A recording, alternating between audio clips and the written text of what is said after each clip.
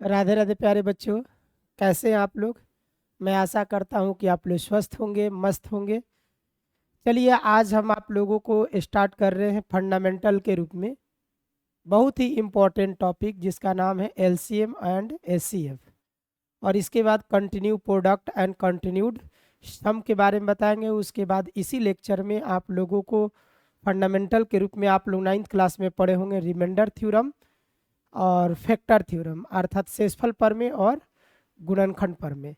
एक लेक्चर में, इस लेक्चर में पूरा ये 3 टॉपिक हम पढ़ाएंगे, जिसमें हम आज स्टार्ट करने जा रहे हैं आप लोगों को एलसीएम एंड एचसीएफ। जो हमारे समझ से हर एक व्यक्ति को इस चीज़ का नॉलेज होना चाहिए, इसकी जानकारी अति आवश्यक है। तभी आप किसी भी प्रकार के मैथ में किसी तरह का कोई भी समस्या होगा तो उसको आप आसानी से सॉल्व कर सकते हैं। चलते हम लोग स्टार्ट करते हैं। आज आप लोगों को टॉपिक दिखाई दे रहा होगा एलसीएम एंड एचसीएफ। एलसीएम और एचसीएफ को एक एक करके हम लोग देखेंगे। इसमें हम आप लोगों को ये बताएंगे क्योंकि इन जनरली आप लोग सभी लोग जानते हैं कि एलसीएम और एचसीएफ कैसे फाइंड किया जाता है। हम आज इसके इंटरनल प्रॉपर्टीज के बारे में बताएंगे कि किस प्रकार के नंबर्स का एलसीएम और एचसीएफ फाइंड किया जा सकता है या नहीं किया जा सकता है। साथ ही साथ एलसीएम और एचसीएफ वाकई है क्या। तो चलते हम लोग स्टार्ट करते हैं। आज सबसे पहले एलसीएम और एचसीएफ में सबसे पहले हम एचसीएफ पर चर्चा करते हैं। एचसीएफ जिसका फुल फॉर्म होगा हाईएस्ट कॉमन फैक्टर, जिसको हिंदी में क्या बोलते हैं, महत्तम समापवर्तक। इसी को शॉर्टकट में हम लोग क्या बोलते हैं, H C F, highest common factor. वास्तव में होता क्या है, यानी HCF is the highest common factor between any two और मोर नंबर्स और एक्सप्रेशंस। अर्थात एचसीएफ किसी भी दो या दो से अधिक संख्याओं या व्यंजकों के बीच सबसे बड़ा समापवर्तक है। तो समापवर्तक का मतलब क्या होता है, इन चीजों को हम एक एग्जाम्पल से समझते हैं, उदाहरण के माध्यम से।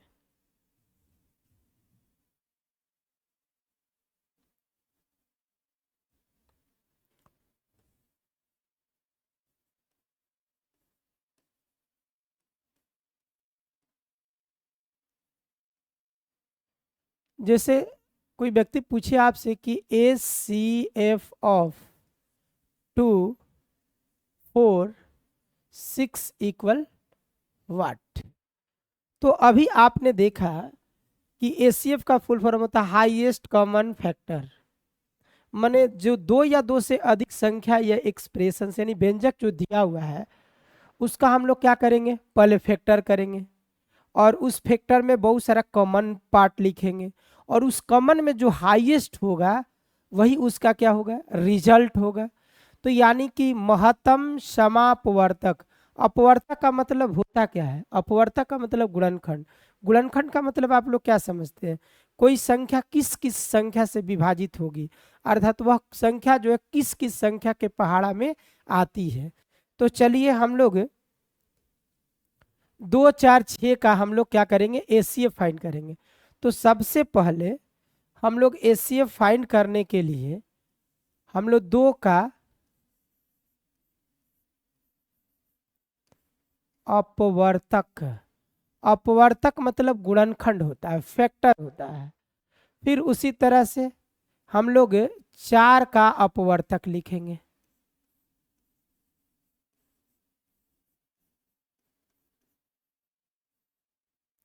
और 6 का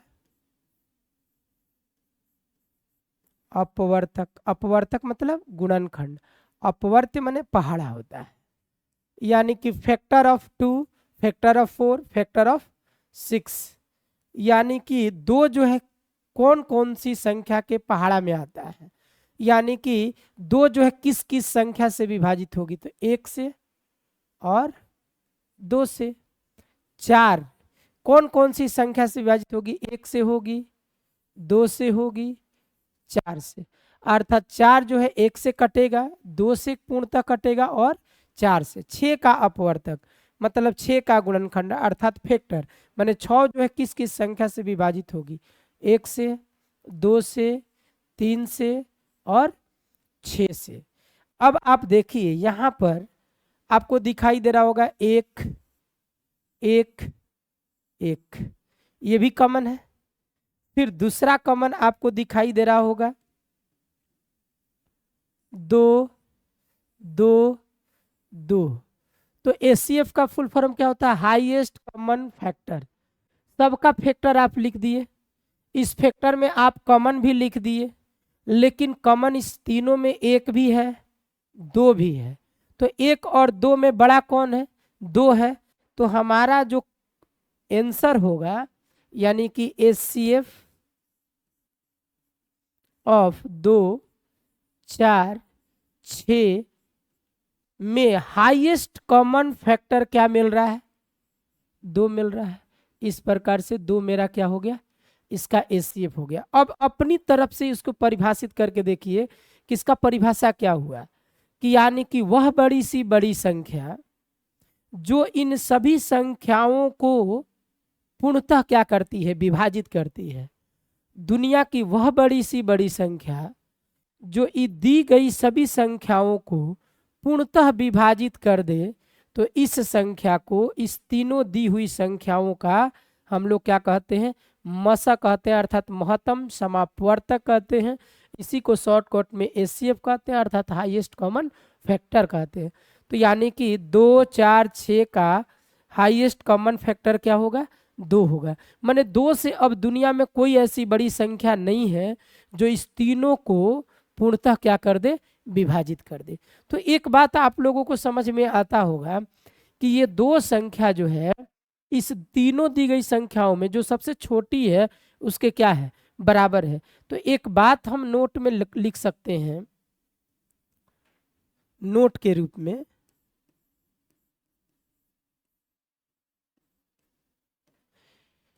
कि एचसीएफ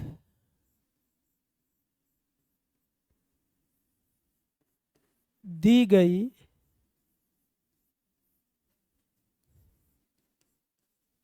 संख्याओं में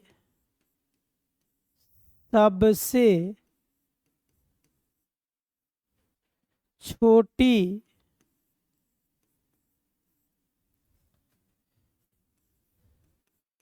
संख्या के बराबर या उससे छोटी होती है। क्लियर हो गया होगा कि किसी भी दी हुई संख्याओं का एचसीएफ उस सभी संख्याओं में जो छोटा होगा कि तो उसके बराबर होगा या उससे हमेशा क्या होगा? छोटा होगा। तो ये था आप लोगों का एक एचसीएफ का छोटा सा एग्जाम्पल के माध्यम से, जो पहले से आप लोग जानते हैं। इन जनरली आप लोग बचपन से ऐसे तो जानते ही हैं, 2 4 6 का भाग विधि से आप लोग एचसीएफ, तो इस दोनों में से किसी 2 को ले लीजिए और इससे भाग मसा निकालिए, जो मसा आएगा अगले वाले में निकालिए, जो फाइनल लास्ट में आता है वही एचसीएफ आता है। तो यानी हम आप लोगों को बता रहे हैं इसमें एक्चुअल एचसीएफ होता क्या है। एचसीएफ तो निकालने आपको कोई भी करता है। तो हमको उम्मीद है कि आपको एचसीएफ समझ में आ गया होगा। अब हम लोग आगे बात करेंगे एलसीएम पर। तो एलसीएम का फुल फॉर्म क्या होता है? एलसीएम, एलसीएम को कहते हैं लोएस्ट कॉमन मल्टीप्लाई, यानी मल्टीप्लिकेशन, लोवेस्ट कॉमन मल्टीप्लिकेशन, यानी कि लघुत्तम समापवर्त है। इसको शॉर्टकट में हिंदी में हम लोग क्या बोलते हैं? ल, अर्थात कुछ ल स प भी बोलते हैं। लघुत्तम समापवर्त है। अब मसा का क्या होता है? महत्तम समापवर्तक, अर्थात उसका हाईएस्ट कॉमन फैक्टर और इसका लोवेस्ट कॉमन मल्टीप्लाई या मल्टीप्लिकेशन। तो इसका डेफिनेशन क्या होगा कि एलसीएम माने लघुत्तम समापवर्त ऑफ एनी 2 और मोर नंबर्स या expressions is their least common multiply. यानी इसका अर्थ हुआ कि किसी भी 2 या 2 से अधिक संख्याओं या व्यंजकों का लघुत्तम समापवर्त्य अर्थात एलसीएम उनका लघुत्तम समापवर्त्य होता है। इसका अर्थ क्या होता है, इसको भी समझाने के लिए, समझने के लिए हम लोग कुछ उदाहरण लेंगे और उसी उदाहरण को हम लेके चलते हैं।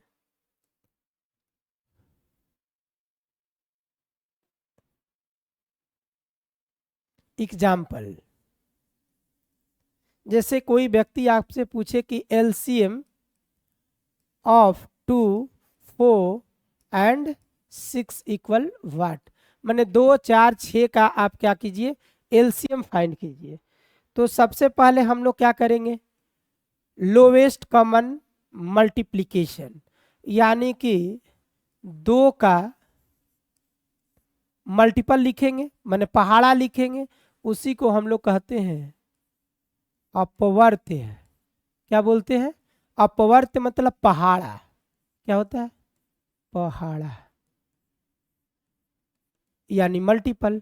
तो 2 का अपवर्त्य क्या होगा, 2, 2 दूनी का 4, 2 तिहाई 6, 2 चौका 8, 2 पाँचे 10 डॉट डॉट डॉट नहीं, यानी कि अपवर्त्य का मतलब हुआ कि ये 2 जो है दुनिया में किस किस संख्या को पूर्णतः विभाजित कर सकती है।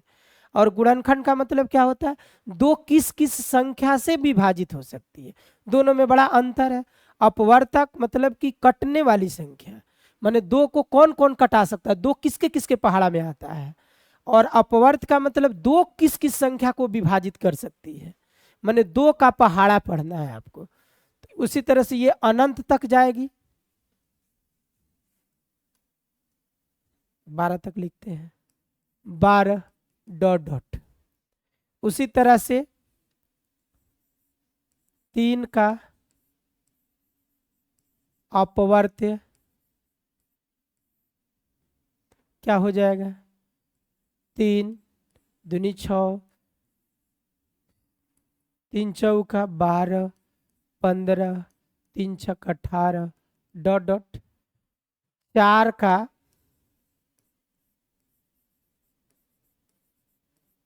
अपवर्त्य है, मतलब 4, 4 दूनी 8, 4 तीन 12, 4 चौका 16, 4 पचे 20 डॉट डॉट हो गया। अब आप इसका डेफिनेशन क्या पढ़े थे, आपने पढ़ा कि लोवेस्ट कॉमन मल्टीप्लिकेशन अर्थात मल्टीपल। तो यानी मल्टीपल, 2 का मल्टीपल, 3 का मल्टीपल, 4 का, सबका मल्टीपल लिख दिए। लोवेस्ट, लोवेस्ट मतलब कि लेफ्ट से राइट की ओर जैसे जैसे आगे बढ़े सब बढ़ते क्रम में है। तो 2 तो सब में कॉमन है नहीं, 4 इसमें फर्स्ट और लास्ट में है लेकिन सेकेंड वाले में नहीं, 6 फर्स्ट और सेकेंड में है, 8 इसमें है और लास्ट वाले में है, 10 है इसमें, किसी में 10 है ही नहीं, 12 आप गौर से देखिए, 12 सेकेंड वाले में भी 12, थर्ड वाले में भी 12 है। तो आप 2 के 3 और 4 के पहाड़ा में आपने देखा कि सबसे छोटा नंबर्स क्या कॉमन मिल रहा है, 12 मिल रहा है। तो इसका अर्थ हुआ, अब इस 12 के बाद इस 12 का पहाड़ा पढ़िए, 12 दूनी का 24, इसमें भी 24 होगा, इसमें भी 24 होगा, इसमें माने अनंत संख्या मिलेगी कॉमन के रूप में, लेकिन सबसे छोटा कौन मिल रहा है, 12 मिल रहा है। तो हम लोग लिखेंगे अतः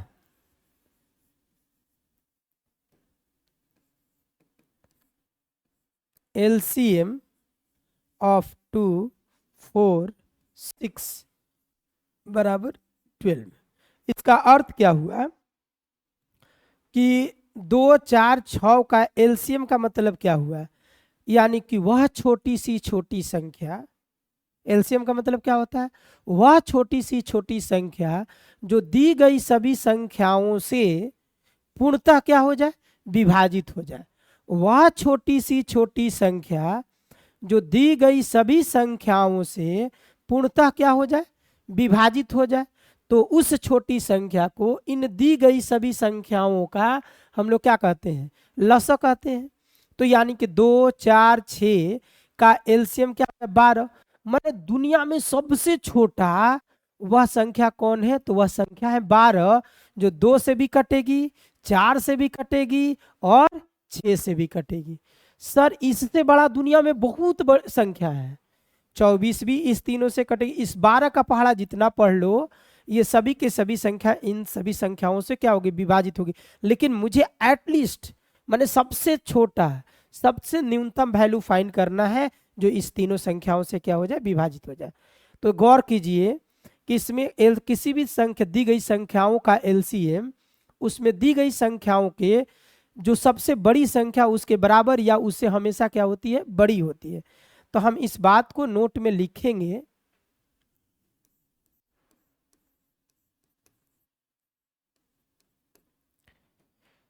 एलसीएम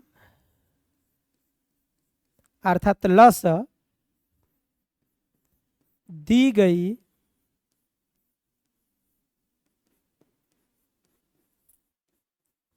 संख्याओं, एलसीएम दी गई संख्याओं में सबसे बड़ी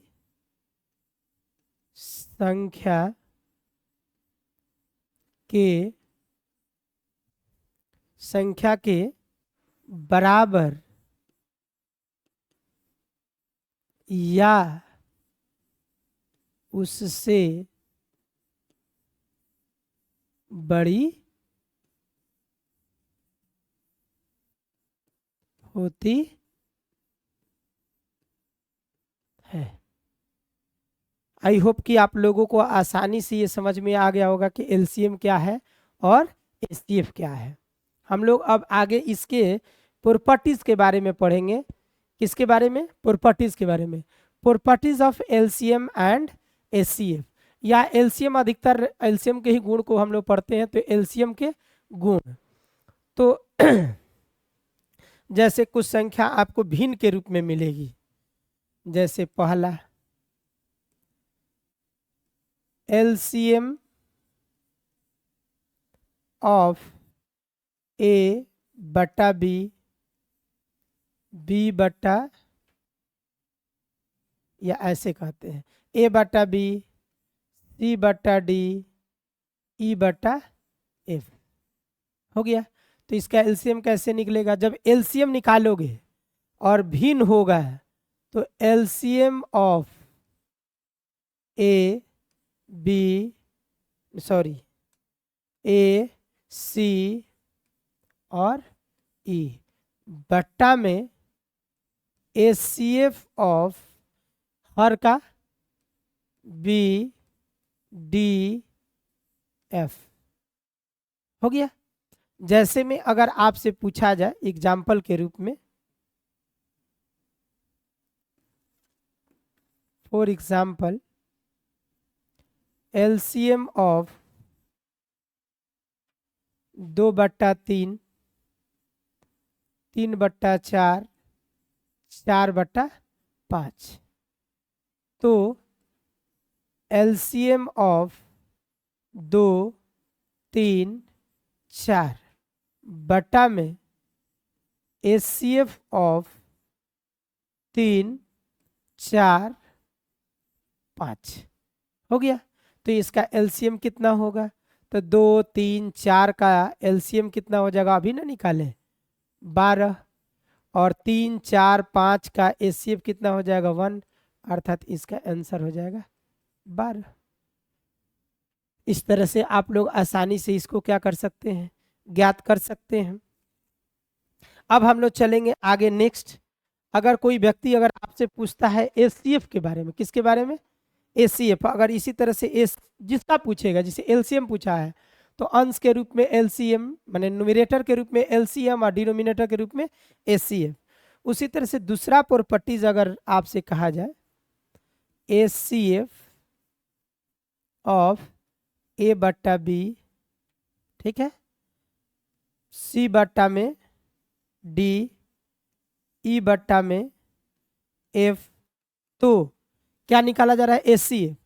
तो अंश अर्थात न्यूमरेटर के रूप में एचसीएफ ऑफ ए, सी और ई अपॉन, यानी बट्टा बी, डी, एफ का क्या निकालेंगे, एलसीएम।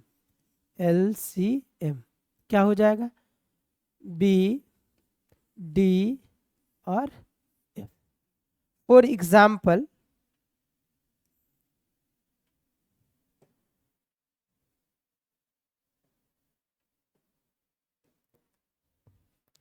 एग्जाम्पल के रूप में सेम उसी को ले लेते हैं, HCF ऑफ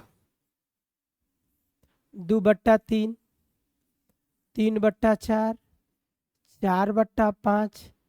तो HCF निकालना है, तो HCF ऑफ 2 3 4 हो गया। LCM ऑफ 2 3 4 नहीं,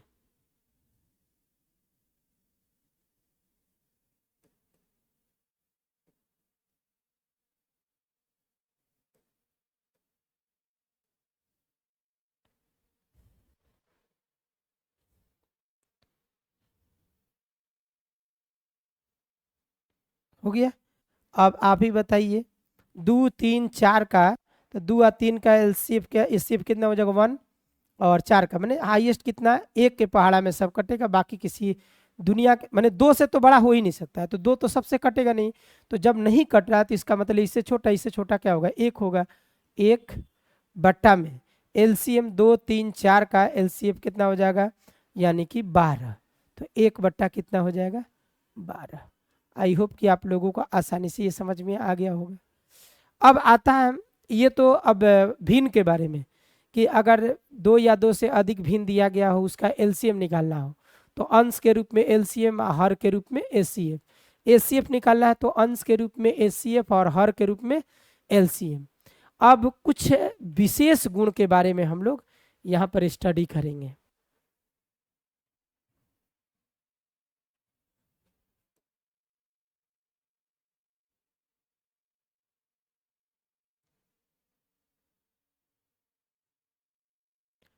तीसरा गुण,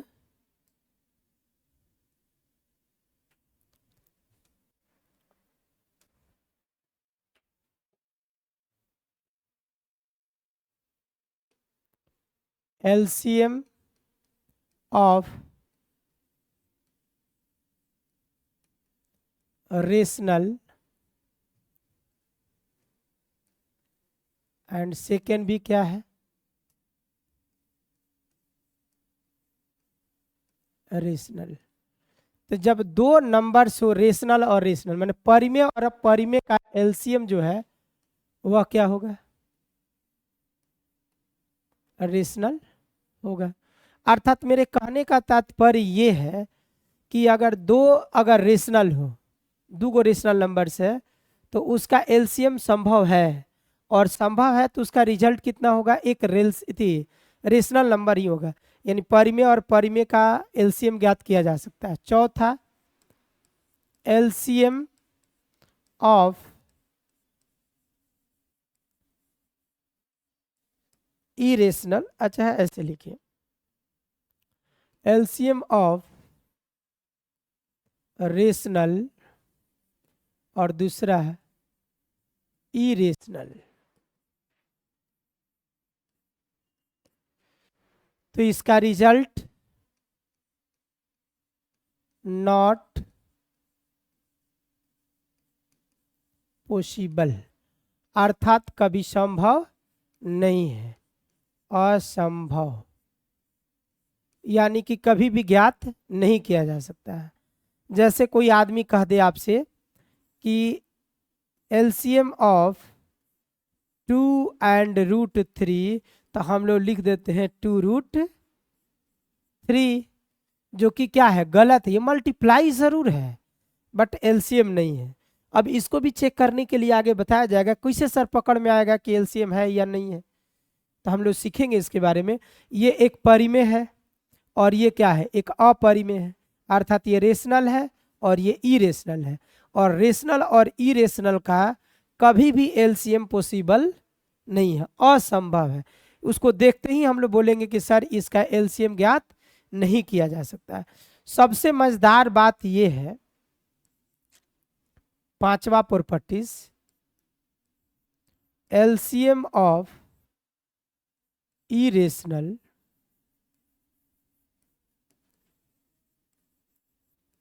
और सेकेंड भी क्या है, इरेशनल है। तो इसका रिजल्ट इरेशनल ही होगा। लेकिन माने इरेशनल इरेशनल है तो रिजल्ट इरेशनल आएगा, लेकिन किस सिचुएशन में रहेगा? सभी सिचुएशन में, सभी स्थिति में इरेशनल इरेशनल का अर्थात अपरिमेय का अपरिमेय का एलसीएम ज्ञात नहीं किया जा सकता है। यानी ये कब? जब ये दोनों के दोनों रेशनल नंबर सेम प्रजाति के होंगे, सेम नेचर के होंगे, एक ही ग्रुप से आते होंगे। तो हम लोग लिखेंगे एक ही प्रजाति का हो, एक ही प्रजाति का हो, एक ही नेचर का हो, सेम ग्रुप का हो। अब रही बात कि कैसे इसको बोलेंगे सर, जैसे अगर आपसे कोई व्यक्ति बोल दे एलसीएम ऑफ √2 और √3, तो कुछ लोग इसको कह देंगे कि सर √6 हो जाएगा, जो कि गड़बड़, बड़ा ब्लंडर हो जाएगा। ये कभी पॉसिबल ही नहीं है, क्योंकि सर √2 है, √3 है, ये अलग नेचर का है, ये अलग नेचर का है। सर नेचर नहीं समझ में आ रहा है। जैसे अगर आप बोलोगे यहाँ बकरी लिख दिए, यहाँ लिख दिए बैल, तो आप बताइए दोनों के दोनों जानवर है, परंतु दोनों एक ही प्रजाति का नहीं है। ये बैल है, इसका अलग प्रजाति है, इसकी अलग कैरेक्टर है, इसका अलग गुण है। बकरी जो है अलग है, दोनों जानवर है। तो इस दोनों का कभी भी हम लोग मल्टीप्लिकेशन नहीं कर सकते हैं।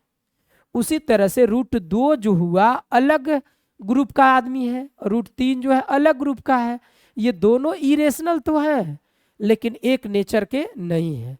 तो एक नेचर कहने का मतलब अगर नहीं समझ में आया, उसी तरह से जैसे x और y दोनों के दोनों चर है, इस दोनों को क्या जोड़ करके इसका रिजल्ट लिखा जा सकता है?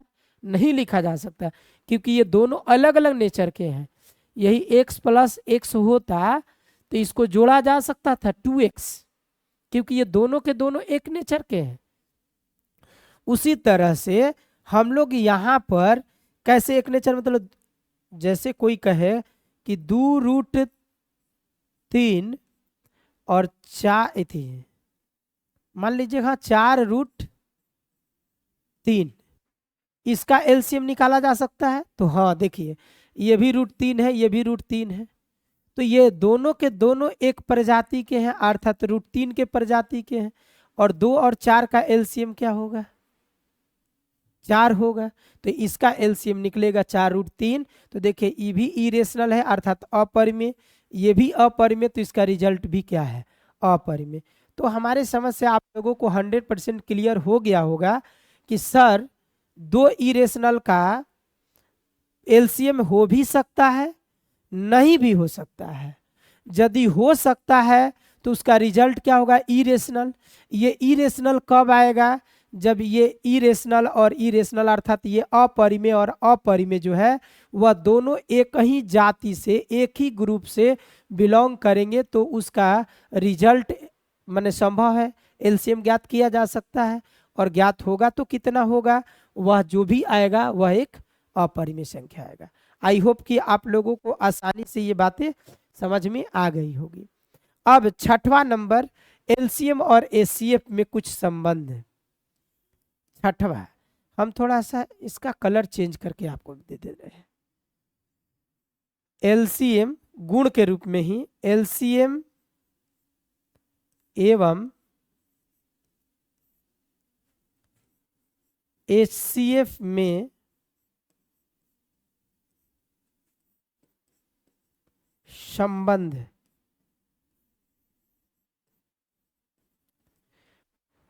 Relation between LCM and HCF. तो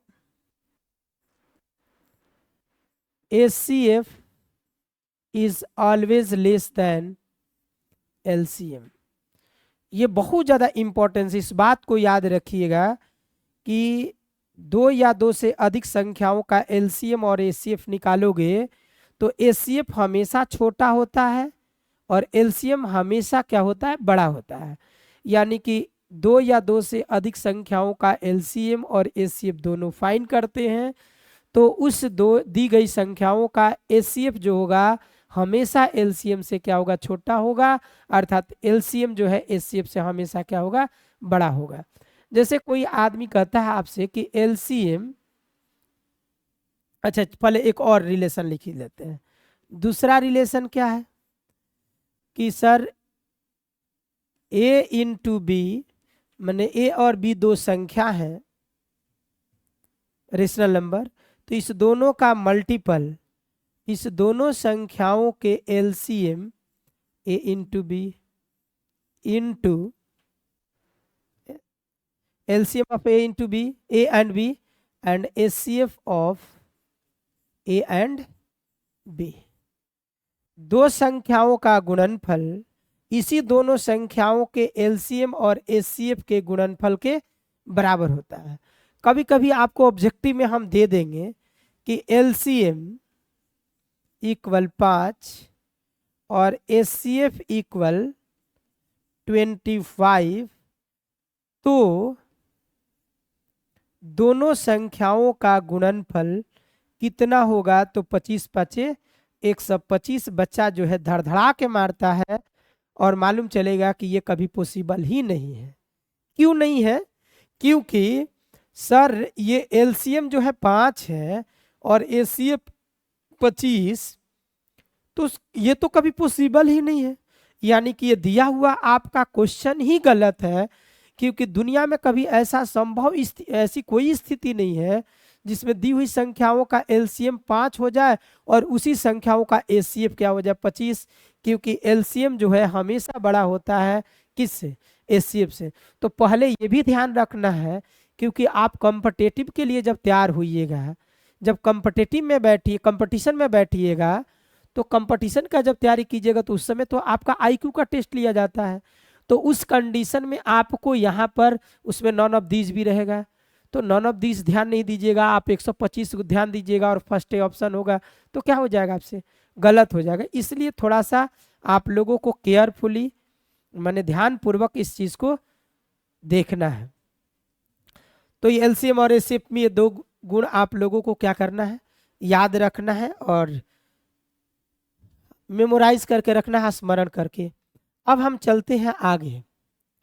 7वां, ये कौन सा गुण था, 6वां है।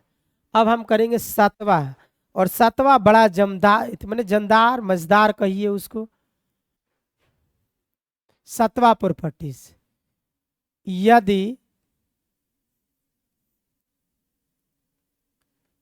LCM of A and B is equal to c, यदि ए और बी का एलसीएम सी है तो सी बटा ए एवं सी बटा बी हमेशा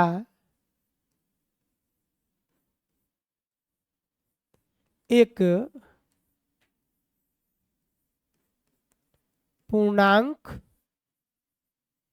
होना चाहिए। इसका अर्थ क्या हुआ sir? If LCM of A and B is equal to C, then C upon A and C upon B should be a integer, always should be a integer। माने ये हमेशा लगाने का मतलब इसको इम्फैटिक बनाना, जोरदार बनाना। यानी कि जैसे आपको मान लीजिए कि कोई दो या दो से अधिक संख्या दे दिया और उसका एलसीएम आपको निकालने के लिए कह रहा है, आप एलसीएम निकाल भी दिए लेकिन अपने आप को सेटिस्फाई नहीं है कि सर मेरा एलसीएम सही है या गलत है। तो करना क्या है कि आपने जो एलसीएम निकाला है इस एलसीएम में इस दोनों दी हुई संख्याओं जिसका एलसीएम है वह सभी संख्याओं से बारी बारी से भाग देंगे, और भाग देने के बाद उसका जो रिजल्ट आएगा वह हमेशा क्या आना चाहिए, एक इंटीजर आना चाहिए, अर्थात पूर्णांक आना चाहिए। तब बोलेंगे कि मेरा एलसीएम क्या है, सही है। अब एग्जाम्पल के रूप में, फॉर एग्जाम्पल, जैसे कोई आदमी कह दे आपसे कि एलसीएम, एक तरह एग्जाम्पल हम और सारा लेंगे, जैसे 2 का और 3 का, आपने एलसीएम निकाला तो इसका एलसीएम कितना हो जाएगा, 6 हो जाएगा। तो यानी कि 6 में अगर आप 2 से भाग देते हैं तो कितना बार में कटेगा, 3, जो कि एक क्या है, पूर्णांक है। नहीं, अगर 6 में 3 से भाग दोगे तो ये कितना बार में कटेगा, 2, और ये भी क्या है, एक पूर्णांक है। तो कभी भी अगर 2 या 2 से अधिक संख्याओं का एलसीएम निकालेंगे, जो एलसीएम आएगा उस एलसीएम में इन सभी संख्याओं से बारी बारी से भाग किया जाए तो मेरा रिजल्ट जो आएगा वह ऑलवेज इंटीजर आना चाहिए। अब इस बात को भी, पूरे चीज को क्लियर करने के लिए हम कुछ एग्जाम्पल बताएंगे। एग्जाम्पल के रूप में आपके सामने दिख रहा होगा, यहाँ कुछ एग्जाम्पल आपको दिखाई दे रहे होंगे। 2 और 4 का आप लोगों को बारी बारी से इसके बारे में ध्यान रखना है, और इस एग्जाम्पल के माध्यम से मैं चाहूंगा कि आपका एलसीएम 100% क्लियर हो जाए। 2 और 4 का एलसीएम, ये भी रेशनल है, ये भी रेशनल है, तो इस भाई एलसीएम तो इसका पॉसिबल है, ये है, तो 2 और 4 का एलसीएम क्या हो जाएगा, 4। हमको लगता है सभी लोगों को ये बात समझ में आती होगी। एलसीएम ऑफ 2 एंड √3, सर ये रेशनल है और ये इरेशनल है, ये तो कभी पॉसिबल ही नहीं है, नॉट पॉसिबल।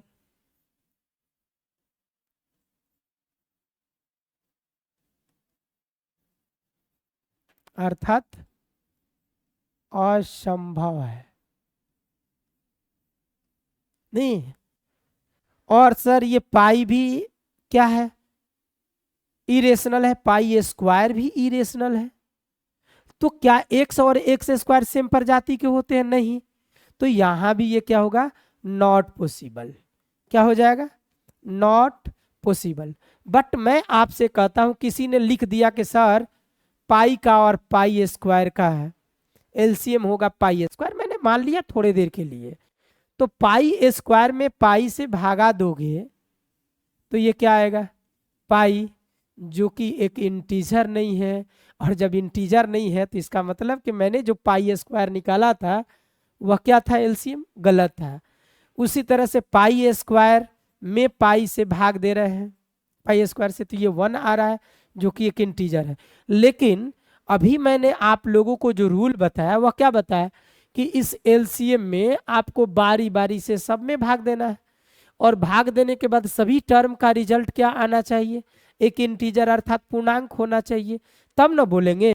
उसी तरह से आप गौर कीजिए कि इसका पाई स्क्वायर लिखिएगा तो पाई स्क्वायर में पाई से भाग दीजिएगा तो पाई ना आएगा, जो कि एक इंटीजर नहीं है, इसलिए कभी पॉसिबल नहीं। ऐसा सीधा सीधे आप समझिए ना कि एक्स और एक्स स्क्वायर सेम ग्रुप का होता है, नहीं होता है।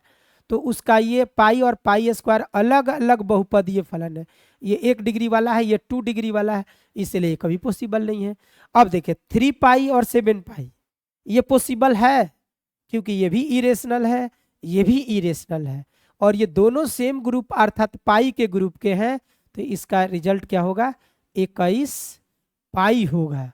और 21 पाई को आपको चेक करना है, तो 21 पाई को 3 पाई से डिवाइड कीजिए, पाई पाई कैंसिल, 7, 7 जो है क्या है, इंटीजर है, कोई दिक्कत नहीं। उसी तरह से आप 21 को 7 पाई से 21 पाई को 7 पाई से, अगर तो पाई से पाई कैंसिल, 7 का 21, जो कि ये भी क्या है, इंटीजर है। इस प्रकार से 21 पाई मेरा ये एलसीएम जो है क्या है, सही है, अर्थात पॉसिबल था। यहां पर गौर कीजिए, ये भी सर पॉसिबल है, √2 है, यहां भी √2 है, तो ये √2 बता रहा है कि सर हम लोग सेम जाति के हैं, सेम ग्रुप के हैं, सेम नेचर के हैं, अर्थात हमारा एलसीएम ज्ञात किया जा सकता है।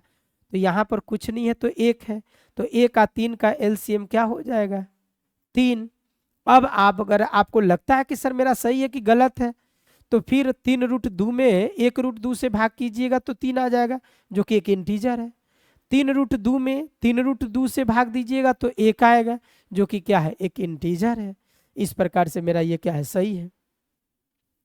अब बच्चा जो है यहाँ गड़बड़ करता है, कहता है कि सर 2 और √3 का √6 का एलसीएम √6 हो जाएगा, और बड़ा ब्लंडर हो गया, ये नहीं हो सकता है।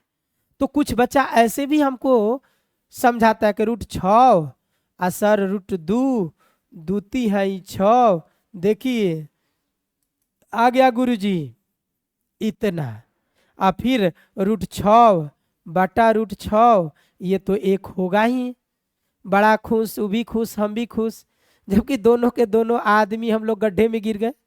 इस बात को ध्यान रखना है कि √2 और √6, रूट मान लीजिए 6 लिख दिए, तो √6 को आपको इसके पहले वाले वीडियो में करनी के बारे में बताए थे।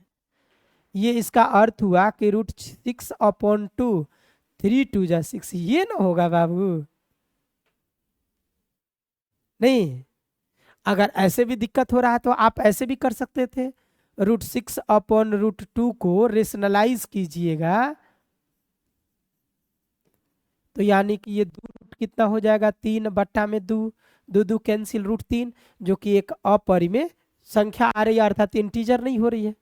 तो ध्यान रखना है बहुत सावधानी से। आप जूनियर क्लास में नहीं रहे, आप जितना जूनियर क्लास में सीख चुके उसी का स्टैंडर्ड बढ़ाना है, अर्थात ये कभी पॉसिबल नहीं है, नॉट पॉसिबल। इस प्रकार से आप लोगों का एलसीएम कंप्लीट हुआ मेरे तरफ से, और आई होप कि आप लोगों को समझ में आया भी होगा। अगला जो टॉपिक होगा हम लोगों का इसी लेक्चर में, कंटिन्यूड सम एंड प्रोडक्ट, जो कि आप लोग स्टैटिक्स में अर्थात सांख्यिकी में यूज कर चुके हैं। कंटिन्यूड दिखाई दे रहा होगा, कंटिन्यूड सम एंड प्रोडक्ट। तो हम सबसे पहले स्टार्ट करेंगे किसके बारे में?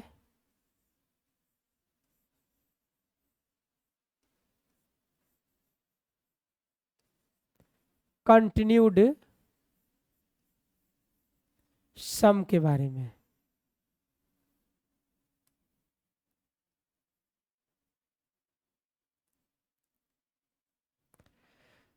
कंटिन्यूड सम का अर्थ ही हुआ लगातार योग। तो सबसे पहले मैथ में कंटिन्यूड सम का सिंबल क्या होता है तो आप लोग पढ़ चुके हैं।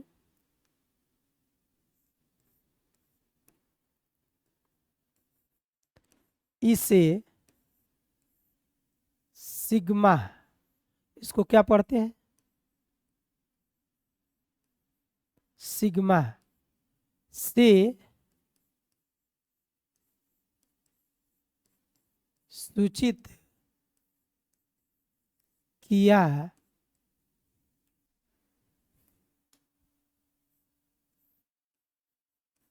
जाता है। कंटिन्यूड सम को किससे सूचित किया जाता है? सिग्मा से। सर इसका मतलब क्या हुआ?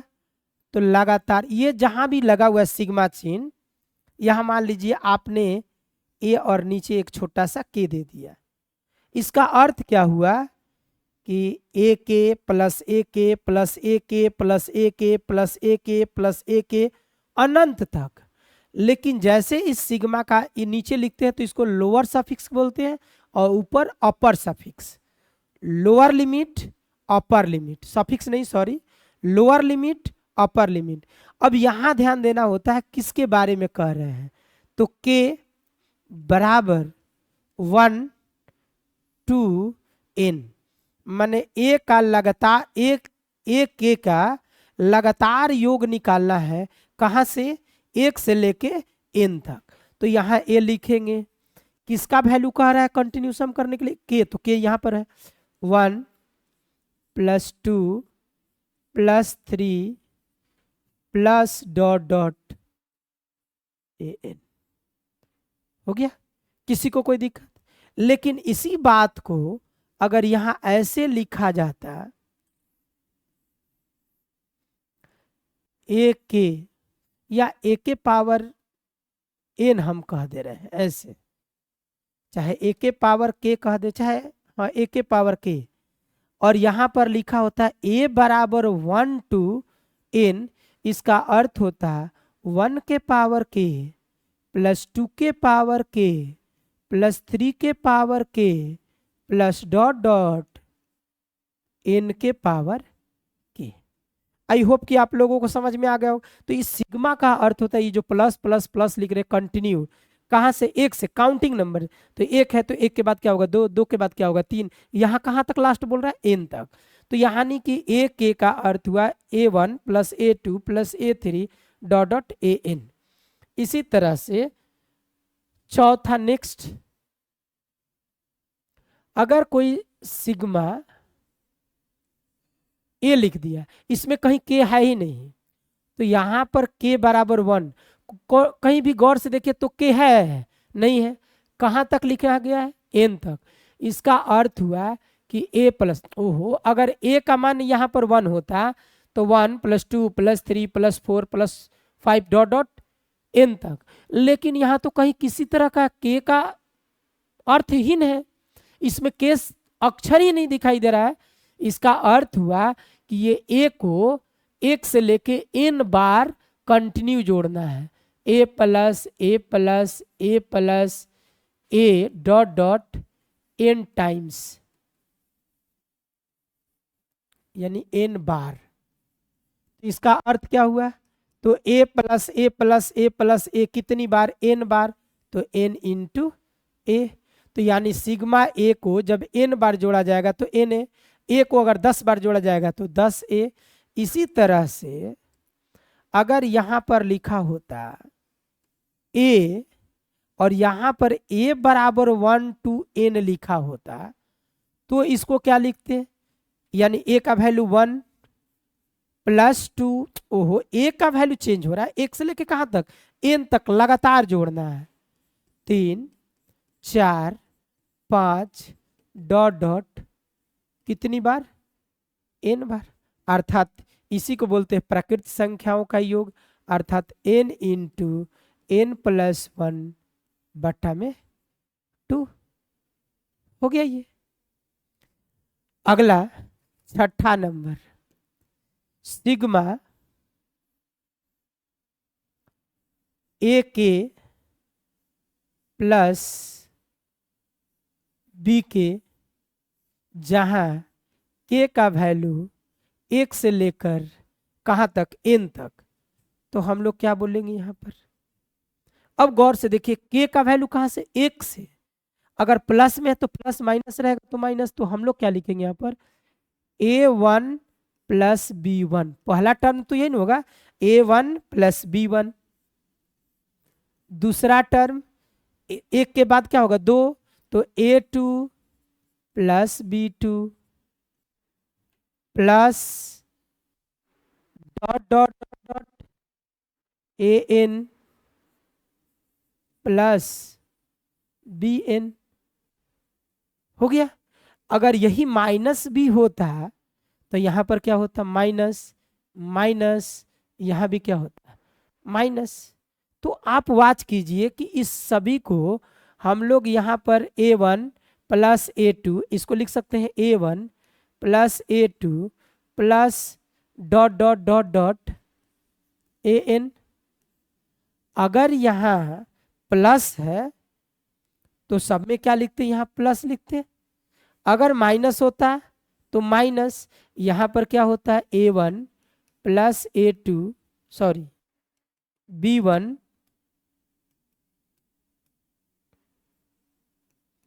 Plus B2 plus dot dot BN।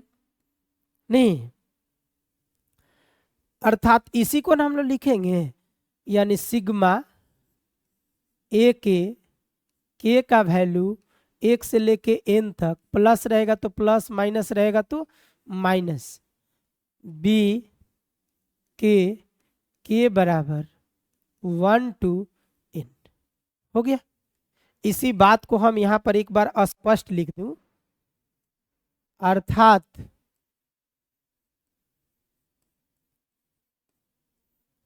इस बात को स्पष्ट कहा जा सकता है कि सिग्मा ऑफ ए के प्लस बी के, जहां के का वैल्यू 1 से लेके n तक है और ये माइनस है, तो ये वैल्यू बराबर होगा सिग्मा ऑफ ए के, जहां के का वैल्यू 1 से लेकर n तक, प्लस रहेगा तो प्लस, माइनस रहेगा तो माइनस, सिग्मा बी के बराबर 1 से लेके n तक।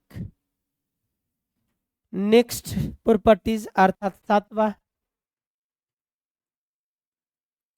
सिग्मा ऑफ ए के इंटू बी के, वेयर के इक्वल 1 to n, माने 1 से लेके n तक का। तो इसका अर्थ क्या हुआ, a1 into b1 first term, इसका मतलब होता है plus a2 into b2 plus a3 into b3 plus dot dot an into bn। हो गया। अब क्या आप इस चीज को लिख सकते हैं क्या, a1, अब देखिए तो ये अलग, इसको गुणा करेंगे, इसको अलग गुणा करेंगे, इसको अलग गुणा, बोडमास के रूल के अनुसार, तो पहले ब्रैकेट की क्रिया करेंगे तब ना जाके ऐड करेंगे हम लोग। तो इसको हम लिख सकते हैं, अर्थात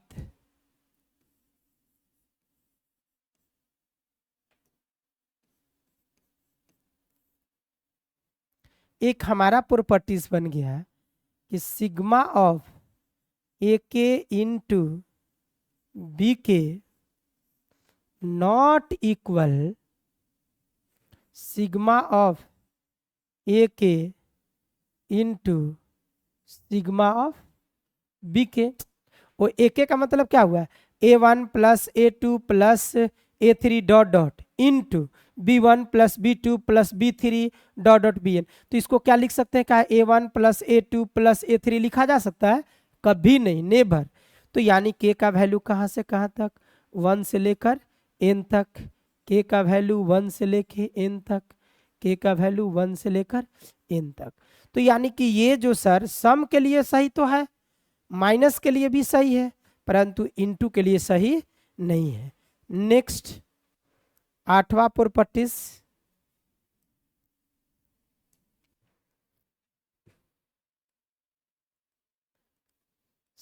सिग्मा ऑफ ए के बट्टा में बी के, जहां के का वैल्यू 1 से लेके n तक। इसका मतलब क्या होता है कि a1 बट्टा में b1 प्लस a2 बट्टा में b2 प्लस a3 बट्टा में b3 plus dot dot a4 बट्टा में b4। हो गया।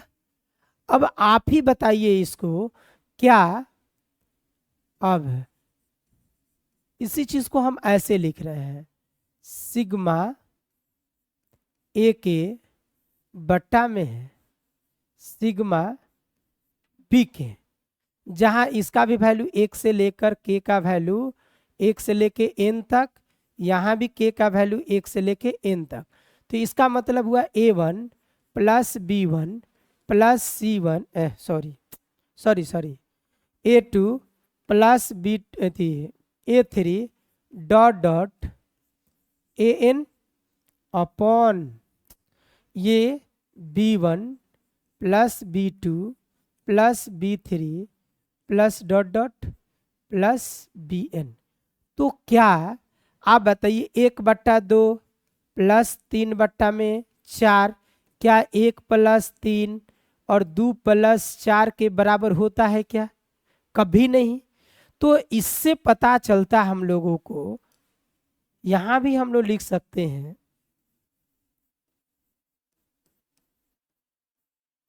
अर्थात एक प्रॉपर्टीज ये भी बना है कि सिग्मा ए के अपॉन बी के, जहाँ के का वैल्यू 1 से लेके n तक, ये कभी भी इक्वल नहीं हो सकता है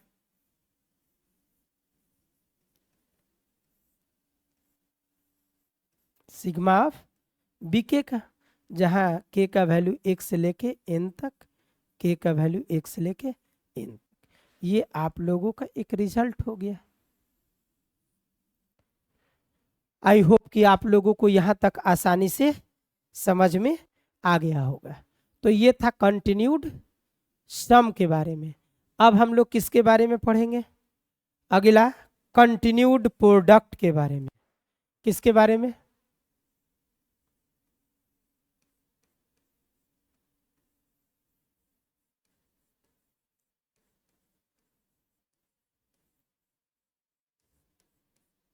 प्रोडक्ट के बारे में। किसके बारे में? कंटिन्यूड प्रोडक्ट के बारे में। तो कंटिन्यूड प्रोडक्ट किसको से किस कंटिन्यूड प्रोडक्ट को किससे सूचित करते हैं? तो इसे मतलब किससे? कंटिन्यूड माने लगातार गुणा के चीज को किससे सूचित करेंगे? इसे पाई। तो पाई एगो ऐसे नुकीला देते हैं ना, ऐसे ना करके थोड़ा सा आप लोग ऐसे लिख दोगे, से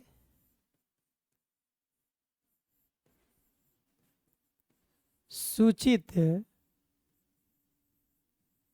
किया जाता है, माने it is denoted by pi.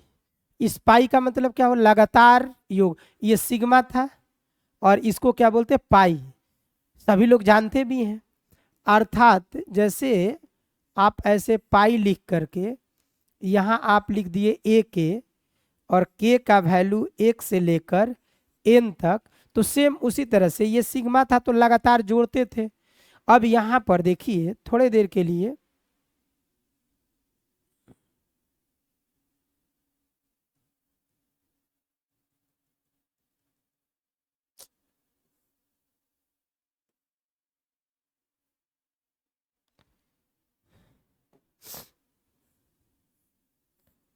पाई, ई पाई ए के का मतलब क्या हुआ? ए के इंटू ए के इंटू ए के इंटू ए के dot dot dot dot infinite times.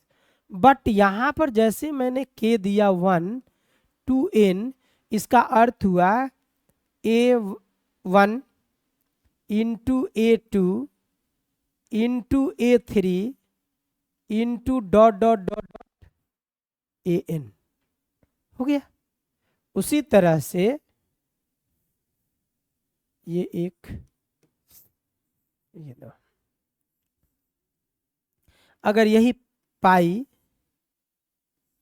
ए, यहीं पर के दे रहे हैं, ठीक है, यहाँ ए बराबर हमने 1 दिया और n तक, तो इसका मतलब देखिए ए का वैल्यू तो 1 के इंटू 2 के इंटू 3 के डॉट डॉट n के, ऐसे हो जाएगा। अगर इसी बात को मैं ऐसे कहूं, पाई ए और के का वैल्यू 1 टू n, बताइए इसमें तो के लिखा हुआ ही नहीं है। अगर ये नहीं भी दिया रहता, अगर पाई केवल अपर लिमिट एन लिखा रहता, इसका अर्थ हुआ ए इंटू ए इंटू ए इंटू ए, कितनी बार? n बार। तो यानी कि जब इसमें कोई वेरिएबल यहाँ जो लिमिट प्रयोग ही नहीं किया गया है, इसका अर्थ हुआ कि इसको 1 से स्टार्ट करेंगे, कहाँ समाप्ति करेंगे? n तक। और पाई का मतलब क्या होता है? लगातार उसके बीच में कौन सा ऑपरेशन यूज करेंगे? इनटू। तो a इंटू ए इंटू ए कितनी बार? n times. कितना? n टाइम्स n बार। तो a इंटू 2 बार a से मल्टीप्लाई करेंगे तो a स्क्वायर, 3 बार करेंगे तो a क्यू, 4 बार करेंगे तो a के पावर 4, तो n बार करेंगे तो a के पावर n। आई होप कि आप लोगों को आसानी से ये बात समझ में आया होगा। उसी तरह से अगर कोई व्यक्ति बोले आपसे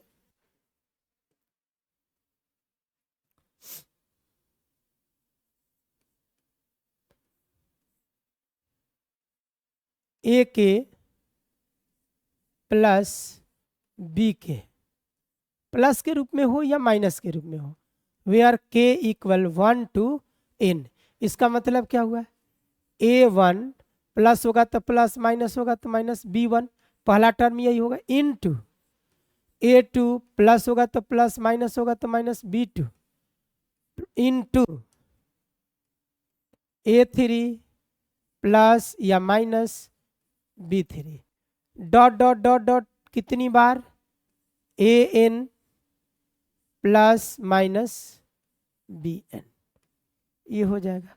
आई होप कि ये था आप लोगों, इसका तो यूज बहुत कम है, ना के बराबर आप लोगों को इंटर में यूज है, लेकिन अगर आप आगे जाओगे आईआईटी के लेवल में, अगर आप एग्जाम मेंस का और एडवांस का दीजिएगा तो उसमें इसका यूज है। आपको सबसे ज़्यादा यूज किसका है, प्रोडक्ट के बारे में, थी सम के बारे में, कंटिन्यूड सम के बारे में आप लोग भी 9th 10th क्लास में भी आप यूज किए हैं, 9th में भी यूज किए हैं, स्टैटिक्स में अर्थात सांख्यिकी में। तो अगला जो होगा टॉपिक हम लोगों का क्या होगा, रिमाइंडर थ्योरम और फैक्टर थ्योरम। शेषफल तथा गुणनखंड प्रमेय।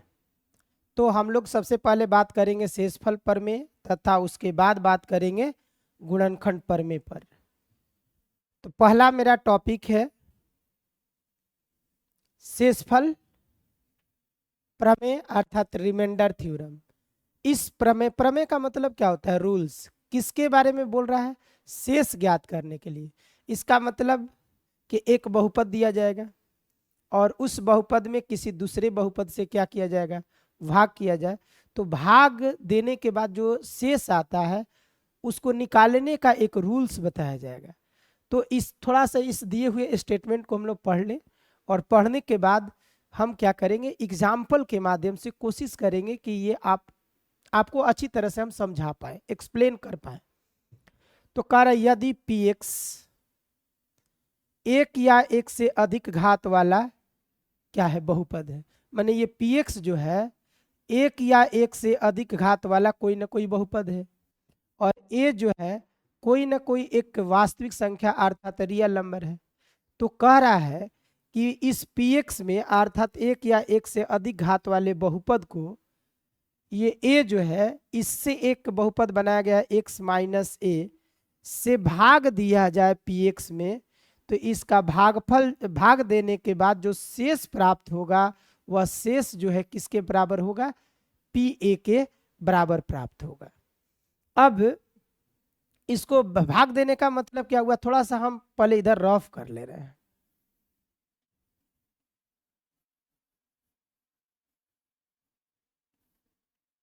रफ, जैसे मान लीजिए कि आपको 3 से 10 में भाग देने के लिए कहा जाए, तो ये कितना होगा, तितरी का 9 अर्थात कितना शेष हो गया 1। तो आप बताइए कि जिसमें भाग देते हैं उसको क्या बोलते हैं, जिसमें हम लोग भाग देते हैं उसको बोलते हैं भाज्य अर्थात डिविडेंड, जिसको हम लोग px से सूचित करेंगे बहुपद के रूप में। और जिससे भाग देते हैं इसको क्या कहते हैं, इसको gx से सूचित करेंगे अर्थात डिवाइजर यानी भाजक। और जो ये वैल्यू आता है इसी को हम लोग बोलते हैं कोशिएंट अर्थात भागफल, जिसको हम लोग किससे सूचित करेंगे, qx से। और जो लास्ट में बचा इसी को बोलते हैं रिमाइंडर अर्थात इसको हम लोग किससे सूचित करेंगे, r बोलते हैं रिमाइंडर अर्थात rx से। तो आप लोग भी इसको बता सकते हैं कि इसका अर्थ हुआ कि 10 में 3 से भाग देने पर भागफल 3 और शेष कितना आया, 1 आया। तो इसी शेष को ज्ञात करने के लिए हम लोग एक नियम को यूज करेंगे, और वह नियम में जो वैल्यू आएगा pa के बराबर आएगा, वही pa जो है आपका क्या होगा, शेष होगा। इसी तरह से आगे हम इसको बताएंगे। अब थोड़ा सा हम लोग यहाँ आते हैं, एक एग्जाम्पल लेते हैं।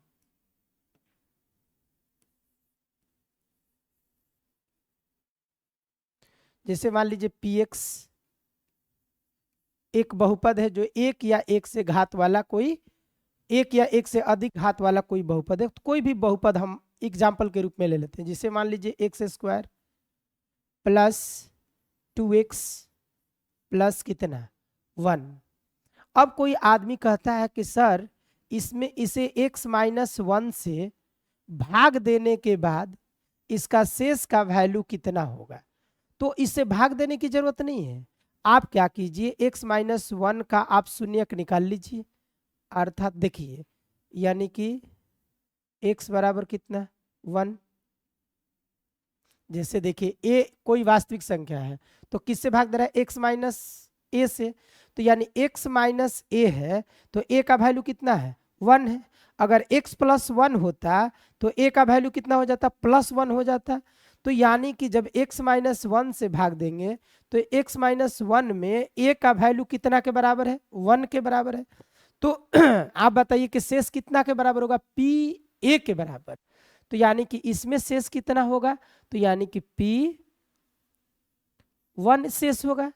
और p1 जो है कैसे निकालेंगे, तो यानी p का p, x की जगह कितना 1, तो 1 का स्क्वायर प्लस 2 इंटू 1 प्लस 1, अर्थात 1 प्लस 2 प्लस 1 अर्थात कितना 4। इसका अर्थ हुआ कि sir x square plus 2x plus 1 में x माइनस 1 से भाग देंगे तो शेष कितना आएगा 4, और ये 4 को किससे डिनोट कर रहे हैं, p1 से। अब इसको और भी समझाने के लिए हम डिवाइड करके देखते हैं एक बार, इसी को वेरीफाई करने के लिए, जांच करने के लिए। x माइनस 1 से x square plus 2x plus 1 में अगर भाग देते हैं तो एक्स स्क्वायर माइनस एक्स, तो ये कितना माइनस प्लस ये कैंसिल, अर्थात ये हो जाएगा 3x प्लस कितना 1। 3x में x से भाग देंगे तो कितना टाइम्स 3, तो यानी कि 3x माइनस कितना 3 माइनस प्लस और ये कैंसिल अर्थात 4। तो देखिए तो रिमाइंडर आपका कितना बच गया,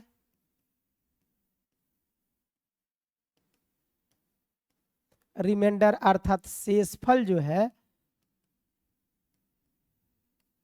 कितना के बराबर हो गया, यानी कि 4 के बराबर। अब इसी चीज को समझाना यदि हो तो यानी कि px बराबर gx into qx plus rx।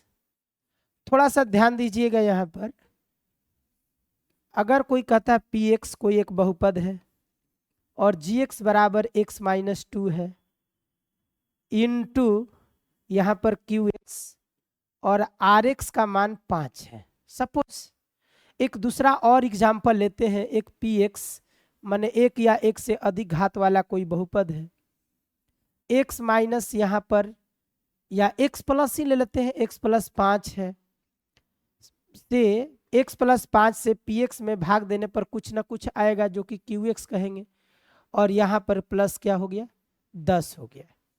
तो आपको ये समझ में तो जरूर आता होगा कि सर इस बहुपद px में x माइनस 2 से भाग देने पर भागफल qx आया और शेष कितना आया 5। तो यानी कि आपसे कोई व्यक्ति पूछे कि सर शेष तो 5 है, इस 5 को कैसे इंडिकेट करेंगे, तो px में किससे भाग दिया गया है x माइनस 2 से।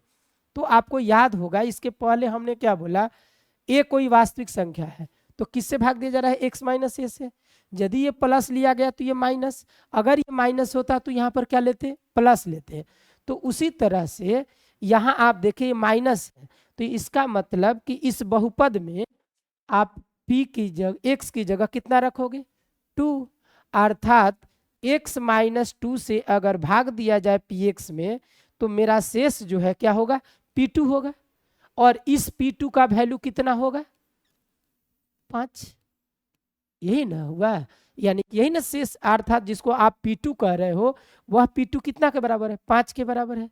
सेम उसी तरह से अगर आपसे कोई व्यक्ति पूछे कि px में x + 5 से भाग दोगे तो जो भी भागफल आए, लेकिन शेष कितना आ रहा है, 10 आ रहा है, तो इसका अर्थ हुआ कि आपका शेष तो है तो 10 है, लेकिन शेष को कैसे इंडिकेट करेंगे, यानी p और यहाँ पर प्लस है तो आप क्या लिखोगे, माइनस कितना, 5, यानी कि शेष किसके बराबर होगा, p - 5 के बराबर, और ये कितना आएगा, अर्थात 10 के बराबर। यानी किसी भी बहुपद में किसी घात वाले बहुपद से भाग देने के लिए हम लोग जिससे भाग देते हैं उसका शून्यक निकालते हैं, और उस शून्यक का वैल्यू इसमें रख करके और सिंप्लीफाई करते हैं, जो रिजल्ट आता है, जो मान निकलता है, वही उसका क्या कहलाता है, शेष होता है। जैसे आपको अगर मान लीजिए कि शेषफल प्रमेय के बारे में अच्छी तरह से जानकारी हो जाती है, शेषफल प्रमेय में किसी तरह का कोई कन्फ्यूजन नहीं है, तो आप लोगों को गुणनखंड प्रमेय तो बहुत आसान है। तो गुणनखंड क्या है, गुणनखंड प्रमेय मतलब गुणनखंड को चेक करना। तो गुणनखंड मतलब क्या समझते हैं, यानी किसी एक बहुपद में किसी दूसरे बहुपद से अगर भाग संभव है, अगर भाग देते हैं और उसका शेष क्या आ जाए, शून्य आ जाए, तो हम बोलेंगे कि सर पहला बहुपद दूसरे बहुपद का क्या है, गुणनखंड है। अब उसी गुणनखंड प्रमेय के बारे में हम लोग यहाँ पर स्टडी करेंगे। तो गुणनखंड प्रमेय यानी फैक्टर थ्योरम, तो इससे पहले था रिमाइंडर थ्योरम, मतलब रिमाइंडर निकालने के लिए, यहाँ फैक्टर थ्योरम में फैक्टर फाइंड करने के लिए। तो यानी कह रहा है यदि px एक या एक से अधिक घात वाला कोई बहुपद है, माने px जो है एक या एक से अधिक घात वाला बहुपद है, और वास्तविक संख्या a के लिए x - a, यहाँ पर गौर कीजिएगा वास्तविक संख्या a है, तो x - a px का एक गुणनखंड होगा। तो गुणनखंड कब होगा, जब x - a से px में भाग देंगे और शेष क्या आएगा, शून्य आएगा, तब बोलेंगे कि x - a px का क्या है, गुणनखंड है। और इसके जस्ट पहले आपने सीखा कि x - a से px में अगर भाग देंगे तो इसका शेष किसके बराबर होगा, pa के बराबर होगा, अर्थात pa प्राप्त होगा। तो यानी pa का मान यदि 0 होगा तभी न वह क्या होगा, यानी कि गुणनखंड होगा। तो यानी कि एक गुणनखंड होगा यदि और केवल यदि pa बराबर क्या होगा, 0 होगा। तो यानी कि हम ये कह सकते हैं, अर्थात इस बात को हम लोग अपनी भाषा में कह सकते हैं कि x - a px का गुणनखंड है यदि pa बराबर शून्य, pa मतलब शेष, और जिसका शेष शून्य हो जाए, माने x - a से px में भाग देने पर इसका शेष क्या हो जाए, शून्य हो जाए, और शेष को किससे डिनोट करेंगे, pa से। अब इस बात को समझाने के लिए फिर एक एग्जाम्पल लेंगे। सपोज कि एक px है,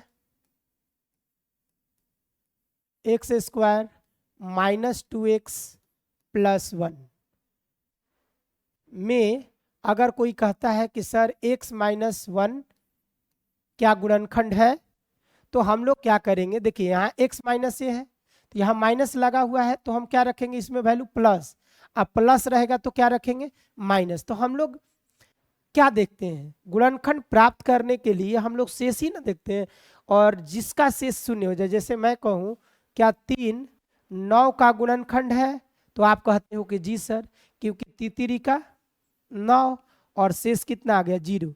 तो जिसका शेष 0 आ जाए तो हम बोलते हैं कि सर जिससे भाग दिया गया है वह गुणनखंड है किसका, जिसमें दिया गया है, अर्थात 9 का गुणनखंड क्या होगा, 3 होगा। तो इस तरह से कभी भी गुणनखंड का पता लगाने के लिए हम लोग शेष निकालते हैं। तो x - 1 का शेष क्या हो जाएगा, p1, और p1 यानी x का वैल्यू 1 इसमें पुट करेंगे, 1 का स्क्वायर -2 × 1 + 1, अर्थात 1 - 2 + 1, अर्थात 1 1 2 -2, अर्थात क्या हो गया, 0। तो हम कह सकते हैं अतः x - 1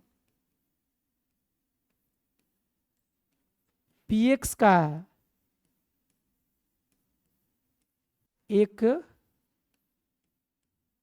गुणनखंड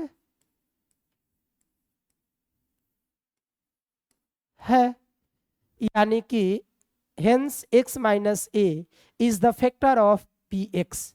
Y? Because p1 equal कितना है? 0 है। यानी कि x माइनस 1 पी एक्स का गुणनखंड क्यों है? क्योंकि p1 का मान कितना है? 0 है। यही तो रिमाइंडर था, फैक्टर थ्योरम था। तो फैक्टर थ्योरम भी आप लोगों को समझ में आ गया हो। इस प्रकार से अगले लेक्चर में, अब इसके बाद वाला जो लेक्चर होगा और भी आप लोगों के लिए इम्पोर्टेंस होगा, वह सारे के सारे चीज़ 11th क्लास के होंगे। तो आग मिलते हम लोग, इस वीडियो में इतना ही, मिलते हम लोग अगले वीडियो में। तब तक के लिए राधे राधे।